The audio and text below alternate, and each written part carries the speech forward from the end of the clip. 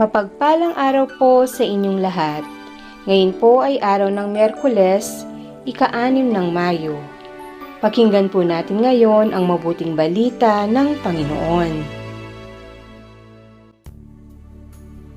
Pagbasa mula sa mga gawa ng mga apostol.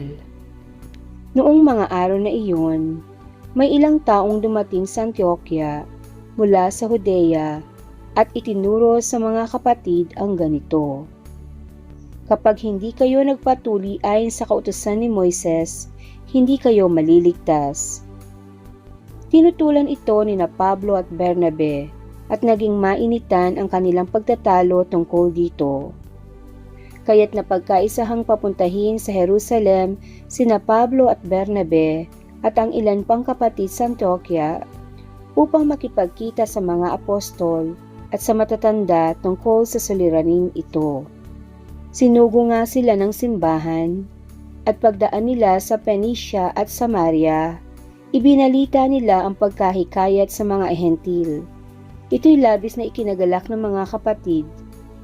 Pagdating sa Jerusalem, malugod silang tinanggap ng mga apostol, ng matatanda at ng buong simbahan, at isinalaysay nila ang lahat ng isinagawa ng Diyos sa pamamagitan nila.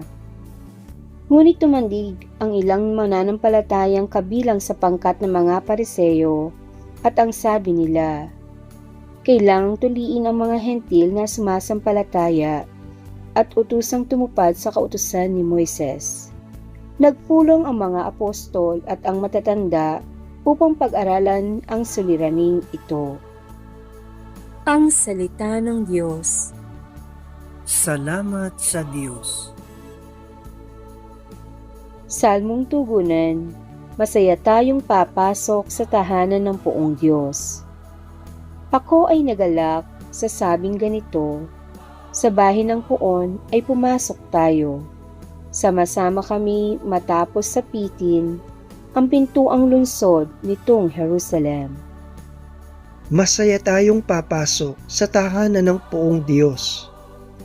Yaong Jerusalem kay ganda ng anyo, maganda ang ayos ng muling matayo.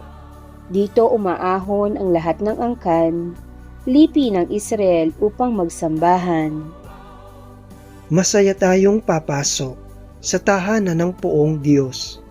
Ang hangad, ang Poon ay pasalamatan, pagkat ito'y utos na dapat gampanan. Doon din naroon ang mga hukuman at trono ng haring hahatol sa tanan. Masaya tayong papasok sa tahanan ng Poong Diyos. Aleluya, aleluya! Sa Poon ay manatili, siya'y sa atin lalagi, mamungang malwalhati. Aleluya, aleluya! Ang mabuting balita ng Panginoon ayon kay San Juan. Noong panahong iyon, sinabi ni Jesus sa kanyang mga alagad, ako ang tunay na puno ng ubas, at ang aking ama ang tagapag-alaga.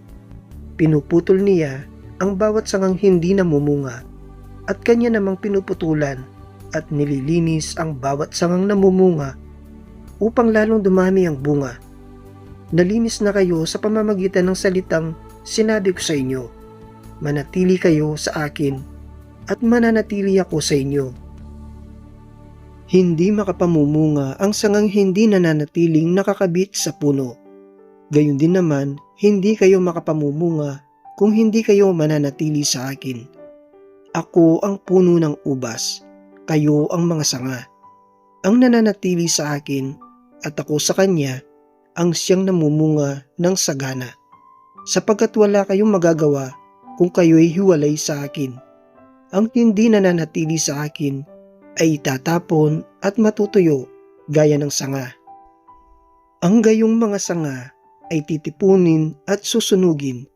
Kung nananatili kayo sa akin at nananatili sa inyo ang salita ko, hingin ninyo ang inyong maibigan at ipagkakalob sa inyo.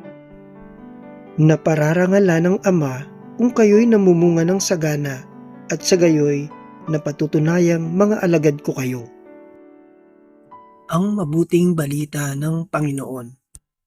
Pinupuri ka namin, Panginoong Hesukristo.